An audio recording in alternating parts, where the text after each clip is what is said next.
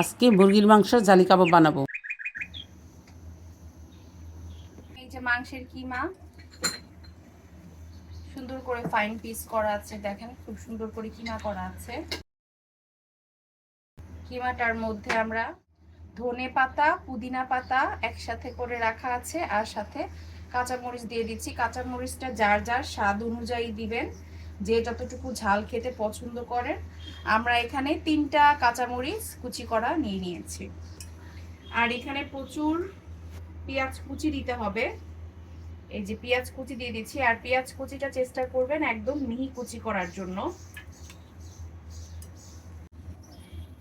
যে পেঁয়াজ কুচিটা বেশি দিলে খুব মজা লাগে জালি কাবাবে। এখানে আমরা আধা কেজি পেঁয়াজ দিয়েছি। মাংস আধা কেজির মতো আছে। দুইটা মুরগির ব্রেস্ট পিস নিয়েছি। 1 চা চামচ মরিচের গুঁড়া,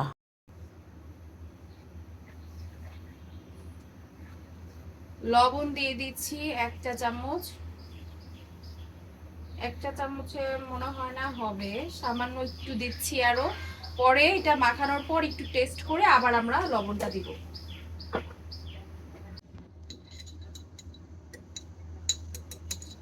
এখন এই যে সামান্য একটু জায়ফল জয়িত্রী গুঁড়া দিব।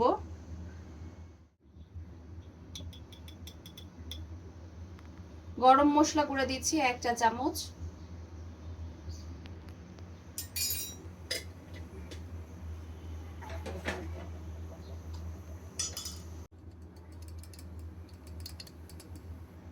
গোলমরিচ গুঁড়া দিচ্ছি 1/2 চা চামচ। এখানে 1 টেবিল চামচের মতো আমরা আদা রসুন বাটা দিয়েছি।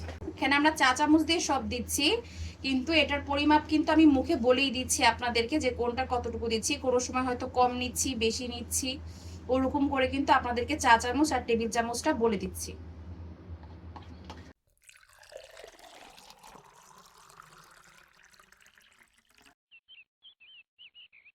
একটু লেবুর রস দিলাম।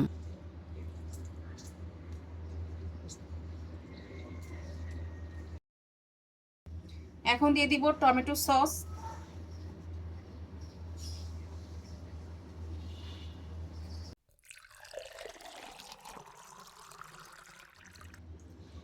টমেটো সস দিয়ে দিচ্ছি।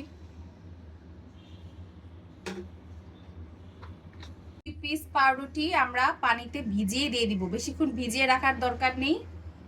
জাস্ট একটু হাত দিয়ে এরকম করে ভিজে পানিটা ফেলে দিয়ে এই যে এই পাউরুটিটা নিয়ে নিব।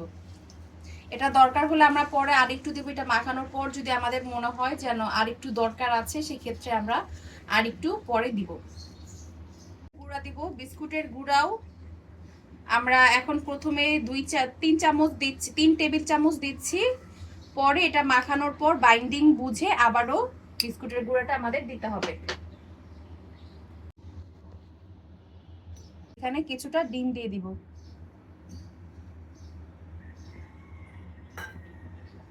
বাস, এখানে সবগুলো উপকরণ আপাতত আমাদের দেওয়া শেষ। এখন মাখানোর উপর বাইন্ডিং বুঝে আমরা আবারও কিছু পাউরুটি আর ব্রেড ক্রাম্ব ইউজ করব।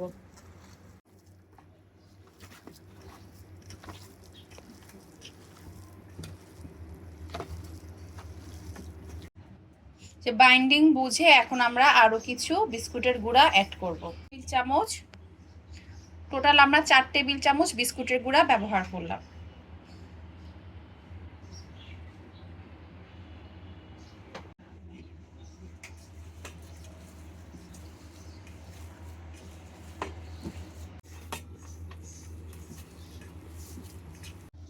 এবং যখন দেখবেন এটা খুব সুন্দর হাত দিয়ে গোল করা যাচ্ছে এবং এটা ভেঙে যাচ্ছে না, এটা ইজিলি থাকছে, তখন বুঝে নিতে হবে যে আমাদের বাইন্ডিংটা খুব ভালো মতো হয়ে গিয়েছে।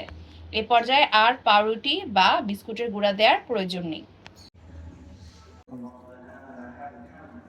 এই যে এইভাবে করে গোল গোল করে প্রথমে একটা শেপ দিয়ে নিব, গোল শেপ করে নিব। এই যে এভাবে করে আমরা কিছুটা মাংসের এই মিশ্রণটা নিয়ে এরকম একটা গোল শেপ দিয়ে নেব। যে যেরকম বড় খেতে চান সেরকম বড় করতে পারেন। আমরা এটা ফ্যামিলি সাইজ করছি। জালি কাবাবের শেপটা অনেকটা এরকমই হয়।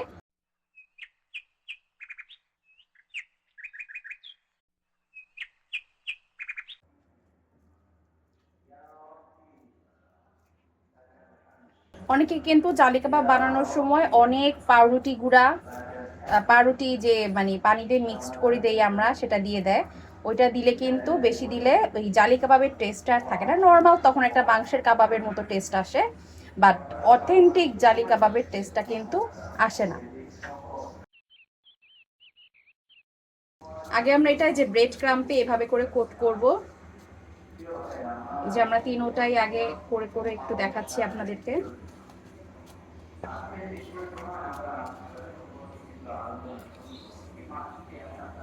আমাদের চুলায় তেলটা গরম হচ্ছে। এই যে খুব সুন্দর করে আমরা কোট করে নিয়েছি। এখন এগুলাকে ডিমে কোট করব। ডিমে কিন্তু আমরা লবণ বা অন্য কোনো কিছুই দেইনি, নর্মাল ডিমটাকে ফেটে নিয়েছি। এখন এই ব্রেড ক্রাম্পে কোট করা মাংসের মিশ্রণটা এই যে এখানে চুবিয়ে আমরা সরাসরি চুলাতে দিয়ে দিব।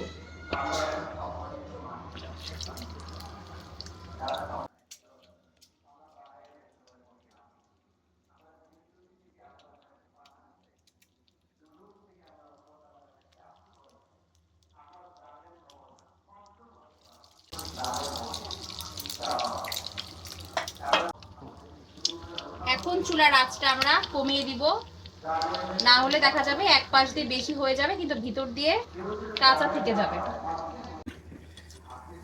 ওই যে জালি জালি হয়েছে, এটাই জালি কাবাব, এর জন্য এটাকে জালি কাবাব বলে।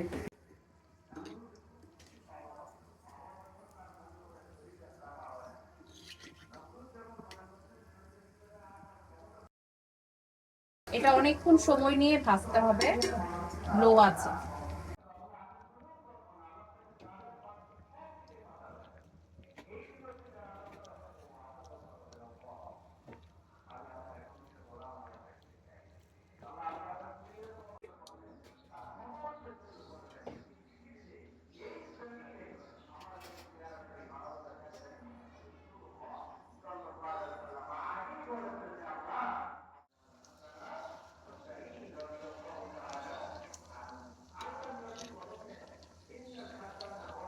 এটা তো চিকেন জালি কাবাব, এটা সিদ্ধ করতে বেশিক্ষণ সময় লাগে না।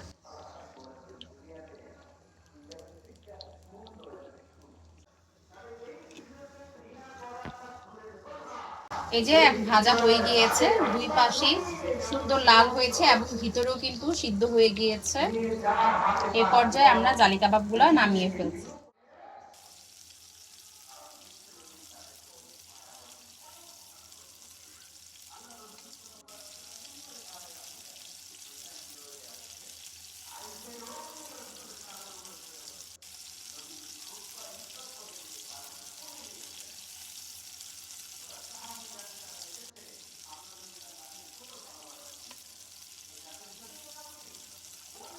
যে চারপাশে সুন্দর এই যে জালি জালি হয়েছে, এর জন্যই এটাকে জালি কাবাব বলে।